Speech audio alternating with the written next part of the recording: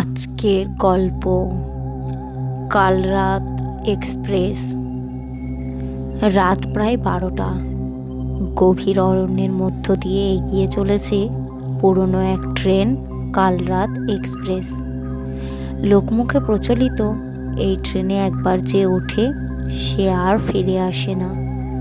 তবে এসব গল্পকে আজগুবি ভেবে তরুণ সাংবাদিক রাহাত ট্রেনে উঠেছিল সত্য খোঁজার নেশায়।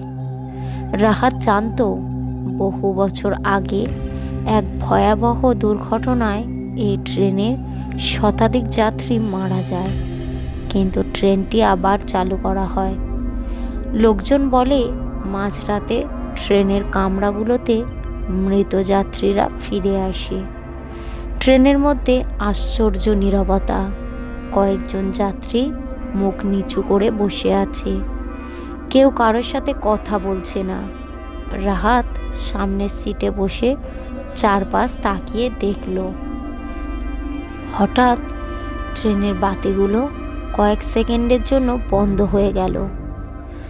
আলো ফিরতেই পাশের সিটে বসা বৃদ্ধ লোকটি নেই, অথচ কয়েক সেকেন্ড আগেই তিনি রাহাতের পাশে বসেছিলেন।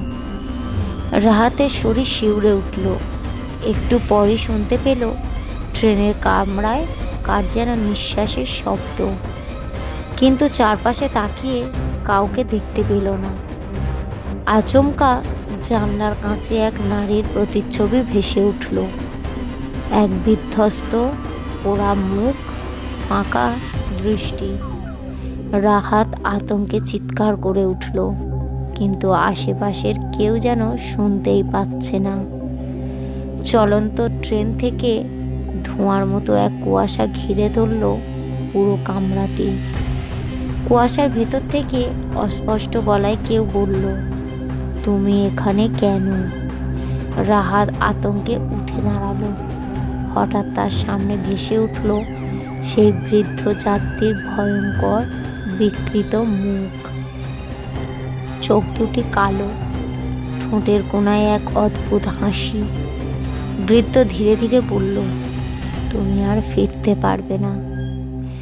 রাহাত পেছনে দৌড় দিল, দরজা খোলার চেষ্টা করলো, কিন্তু কোনো দরজাই খুলছে না।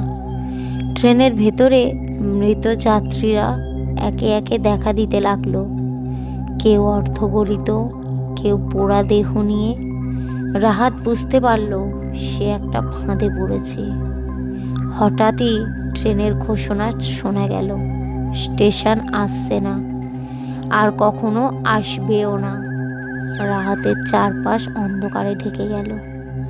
শেষবারের মতন সে দেখল তার সামনে সরাসরি মৃত আত্মা, যারা একসাথে ফিসফিস করে বলছে, আমাদের সঙ্গে চলো।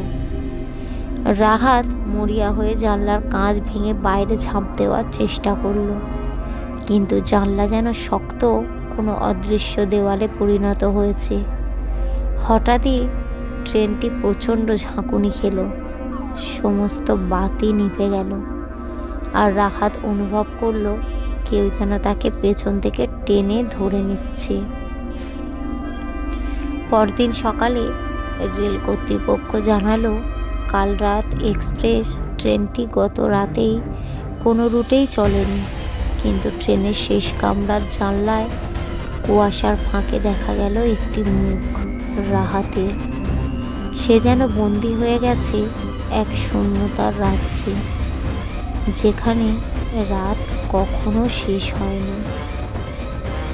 গল্পটি কেমন লাগলো কমেন্ট করবেন এবং একটা লাইক করবেন। আরও এইরকমই নতুন নতুন ভূতের গল্প শুনতে চ্যানেলটিকে সাবস্ক্রাইব করবেন।